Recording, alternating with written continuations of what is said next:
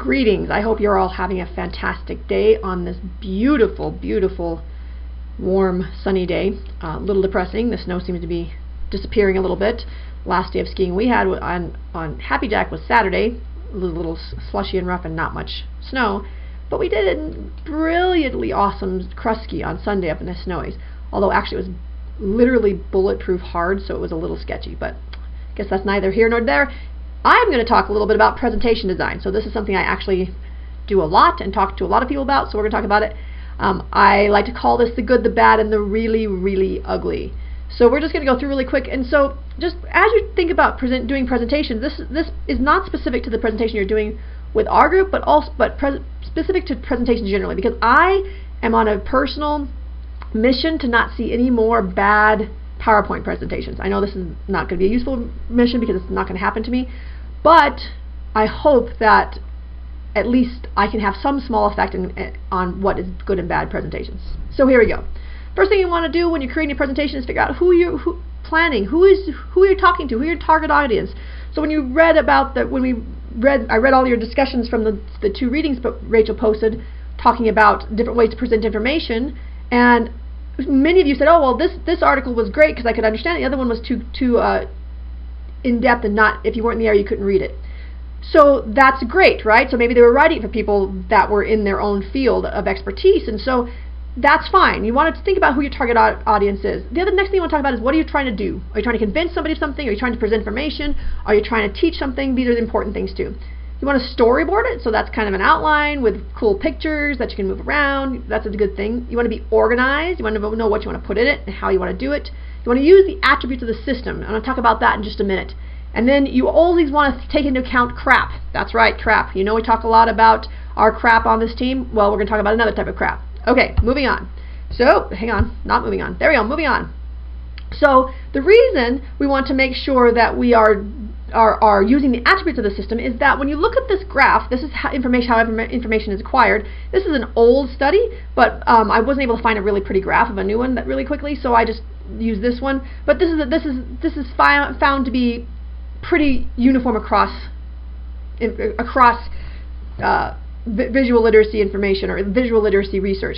Basically, 55% of the information that we bring in is visual. We are sight animals, right? We do things through sight. We have pathetic noses. We can't smell stuff appropriately. We have really ridiculously bad hearing, but our eyesight is bomber. So we get 55% of our information visually, 38% vocally. So that's what I'm saying to you, right? So what you're seeing is one thing. What I'm saying is another 38%. Only 7% of it is text.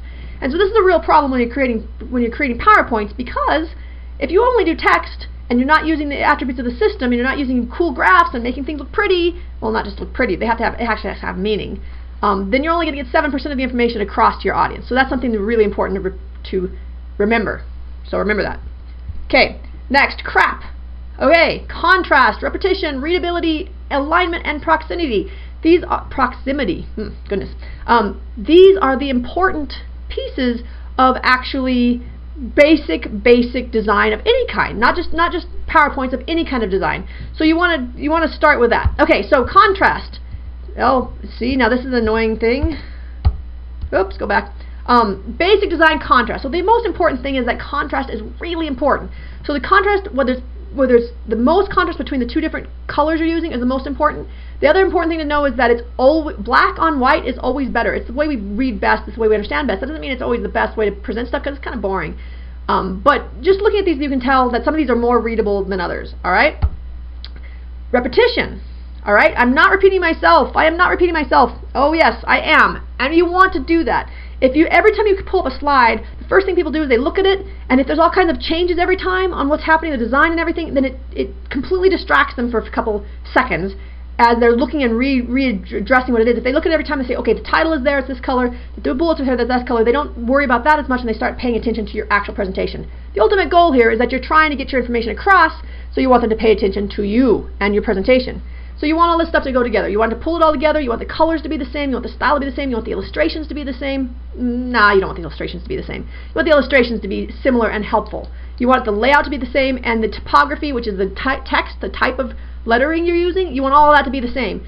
Anything you can do that can help kind of tie it together is a good thing. Alright, now we want readability, and another one of these annoying, let's bring all these things in, I brought these in from an old PowerPoint, and I don't know why the sliding in like that's kind of annoying. But readability is really important. So when we look at these different options, the first options, contrast once again, right? How readable is it? You can see that the top one there is actually pretty. This one right here is pretty readable. Let me see if I can get a pin. There we go. Pin, yay! This one is pretty readable. This one is pretty readable. Why? Because they have major contrast between the front and the back. This one, no, I don't know what's going on here. There's some kind of dead fish back here. This one is clearly a terrible choice. So you can see the difference between these two and the readability. Also, look at these fonts. You know, these are fun fonts. Yeah, they're fun. They have fonts have a people have spent their entire career studying fonts and studying how fonts affect people's, you know, reaction to things. That's not what we do. Basically, you want to be able to read it, right? So this might look really cool, but dang, it's kind of hard to read. And this one is probably one of our better choices. Okay, so you kind of get that idea. All right, moving on. So then we have alignment. Alignment is how do you put it together on a page. We have left alignment, center alignment, right alignment. Once again, people have spent their entire academic career deciding what alignment is best in what circumstances. Don't worry about that too much. Basically, just choose something. So if you're going to align stuff on a page, align it left, or align it in the center, or align it right. Try not to mix it up too much. It's always best to do that as well as you can. Proximity. So things that are close together on a page, it make you think that there's a relationship between them and things. Okay, so here we go. If I put this little running man close to the top one up here, you can see that this man is clearly afraid of relationships. And if you look at down here, you can see that if I put it down here, you would see that it was afraid to be close. So I'm going to leave it at that. All right, 666 rule. I like to call this the devil made me do it. This is a really obnoxious graphic, but you know, it was kind of entertaining. 6 words per bullet. So if you're going to have more than 6 words per bullet, you can put more than 6 words on a slide. Just don't make it a bullet. It's not a bullet if there's more than 6 words. Now clearly these are adjustable as needed, but just a good way to think about it. 6 bullets per slide. If you have more than 6 bullets, you're going to start getting really small and start getting readability will start to suffer. And then 6 word slides in a row. Why would that be? Could it be that if we went back to our original graphic, it would say, wow, we don't only get 7% of the words that we see, so maybe we should throw in a graphic, not just a random graphic like my devil computer thing here, but a graphic that is actually meaningful. Even the devil computer graphic will actually draw attention to your thing, so it's okay. But not like really obnoxious ones, not ones that are moving around. Those are really bad. Just take something that has some kind of usefulness to your actual topic. That would be good. Okay, more design principles. Use sans serif typefaces for titles and subtitles. Do you know what a sans serif is? No? Well, okay, here's what a serif is. A serif has little tails and horns on words, right? So they have they're the type of font that have little tails on the ends of the words. So they would have little tails down here and little tail and usually little horns up on top. Those are sans serif. So you want to use those for titles and subtitles for sure, because it's much easier readability when it's sans serif. It's more clear when it's sans serif, but it's easier to read when it has the little tails and the horns. However, you want to make sure that on a slide that they can see it very clearly. You don't want it to blend into things. It should be readable from all seats in the house. So that goes back to our 666 rule. If you don't put too much stuff on the slides, no problem. Everybody will be able to see it because the words will be big. Avoid capitals, because unless you want to slow people down, capitals slow your reader down. They also are shouting in an online forum.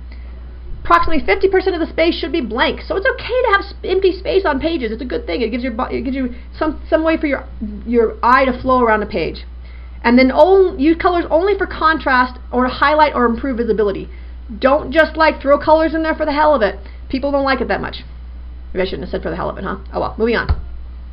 Try to avoid using the PowerPoint to put up your notes. This is the number 2 mistakes made in electronic presentations, is putting too much information on your screens and then reading it to people. Seriously, don't show them what you're telling them. Tell them, put something up, a keyword that says, hey, here's an interesting thing. So in this particular thing I might have said, number 2 mistake about using PowerPoint. And then you'd have read that, because the first thing you do, you read the slide. Boom, read the slide. Okay, read it. If it says the number 2 mistake in PowerPoint, you would go, well, what is it? And then you're going to listen to what I'm saying. Or maybe you won't. But at least I have a shot at it if I do that. If I just write that up there, they're going to say, oh, I know what that is, and they're going to stop paying attention. So that's really important. Now, what I just did is what?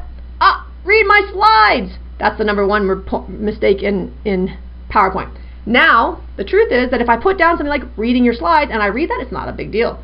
But if I write an entire paragraph and then read it to you, that's really annoying. And you know you've seen people like that. Don't tell me you haven't. So tell them what's not on the slide. Tell them what's interesting and not on the slide. And then finally, I call this controlling your destiny. When you're going to do a presentation, don't just settle into what's there. Make sure that you can see what's going on, that you can present well, that you feel comfortable, that people can see you. So how many of you have had a professor walk into a room, turn off all the lights, and then start doing PowerPoint? Seriously? Like, what do you want to do? I don't know what about you, but I want to go to sleep. This is not a good plan. And plus, sometimes they're like over in the corner, and then the whole screen is the important thing. Really? The important thing is you. This is all about you. This PowerPoint is just an additional thing to help you communicate with the audience in a better way, but it's not about PowerPoint. It's about you. So you need to arrange the space and lighting so that you are the focus and that they want to pay attention to you. Remember, you are presenting, not the computer. The computer is helping you.